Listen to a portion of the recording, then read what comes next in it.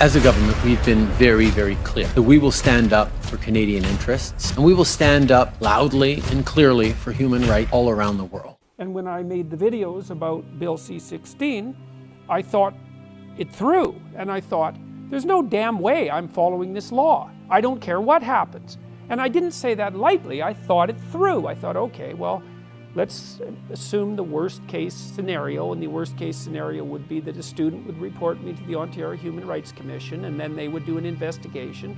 Then they would find me guilty because the Ontario Human Rights Commission finds 99% of the people brought to it guilty, because that's what totalitarians do.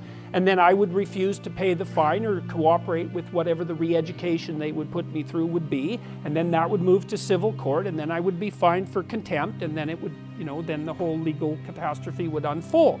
And I thought, well, I could either do that, or I could allow the government to regulate my speech. It's like, nope, that's not happening. So you might think about that as confrontational, and it is confrontational. It's like, there isn't a goddamn thing that can be done to me to make me allow the government to compel my speech. That's not happening.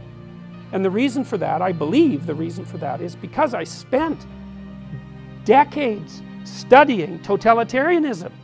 It's not good.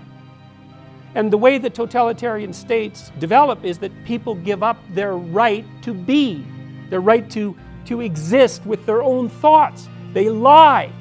That's what happens, is that individuals sacrifice their own souls to the dictates of the state. And then everything goes badly sideways. It's like, and you think, well, how much evidence for that do we need? You're looking at 250 million deaths. It's like, isn't that enough?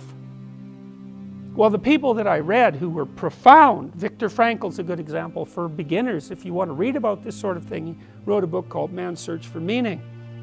And Frankl, and also Solzhenitsyn, and a variety of other commentators as well, who really looked into what happened in both in Nazi Germany and in the communist states.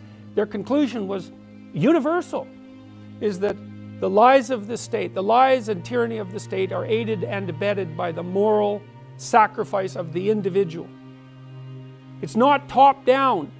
The Nazis are telling you what to do and you're all innocent and obeying. That's not how it works.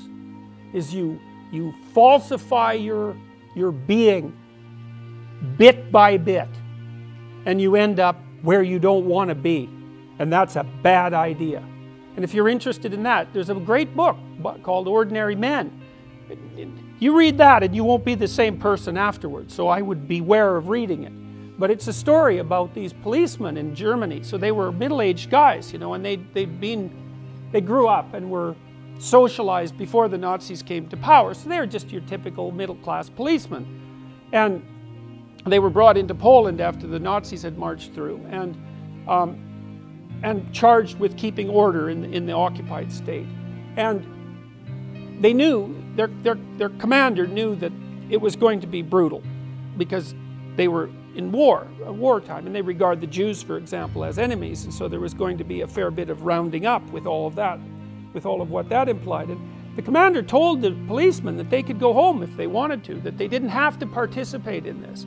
And then what Ordinary Men does is document their transformation from ordinary policemen, the sort of people that you know, to guys who were taking naked pregnant women out into the middle of fields and shooting them in the back of the head. And it documents one step at a time how an ordinary person turns into someone like that. You think, well, we don't want that sort of thing to happen anymore. Well, then you don't want to be that sort of person. That's how it's fixed. And if you're not going to be that sort of person, then you don't take the first steps.